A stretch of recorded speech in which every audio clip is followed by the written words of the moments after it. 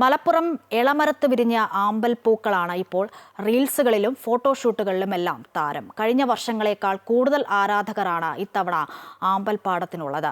അന്ന് പൂത്ത ആമ്പൽപ്പാടം മനോഹരമായിരുന്നെങ്കിൽ ഇത്തവണ അതിമനോഹരമാണ് അത്. സൂര്യകിരണങ്ങളും മഞ്ഞുതുള്ളിയും ഒന്നിച്ച ഇതളുകളിൽ വന്നു വീഴും. അതീവ സുന്ദരമായ കാഴ്ചയാണത്.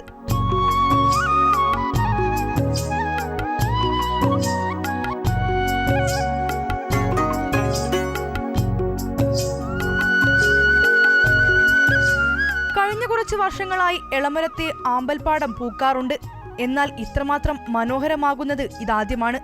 അതുകൊണ്ട് തന്നെയാകണം കോഴിക്കോട്, വയനാട്, മലപ്പുറം തുടങ്ങി വിവിധ ജില്ലകളിൽ നിന്നായി നിരവധി പേർ ആമ്പൽപ്പാടത്തിന്റെ ഭംഗി ആസ്വദിക്കാൻ എത്തുന്നത്. ഇതൊരു 5-6 വർഷമായിട്ട് ഇവിടെ ആമ്പലുണ്ട്. ഇപ്പോൾ ഈ വർഷമാണ് ഏറ്റവും കൂടുതലായിട്ട് വന്നത്.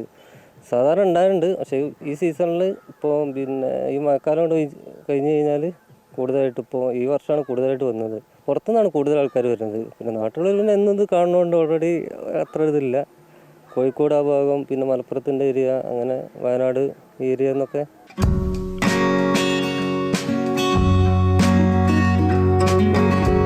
വഞ്ചിയിൽ കയറി ആമ്പൽപ്പൂക്കളെ തഴുകിക്കൊണ്ട് യാത്ര ചെയ്യും. പ്രിയപ്പെട്ടവർക്കൊപ്പം ഫോട്ടോകൾ എടുക്കും. റീൽ ചെയ്തും സമയം ചെലവഴിക്കും. അടിപൊളിയാ. ആദ്യമായിട്ട് തോണിയിലൊക്കെ കയറി ഭയങ്കര സന്തോഷമായി. പൂവൊക്കെ കാണാൻ പറ്റി. രാവിലെ ആയതുകൊണ്ട് വിരിഞ്ഞിരിക്കുന്നുണ്ട്. കണ്ടപ്പോൾ ഭയങ്കര സന്തോഷം.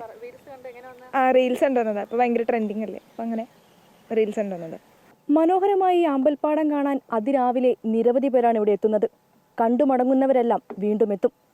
ക്യാമറാമാൻ മനോജ് പേരാമ്പ്രയ്ക്കൊപ്പം വർഷ ഗിരീഷ്, അമൃത ന്യൂസ്, കോഴിക്കോട്.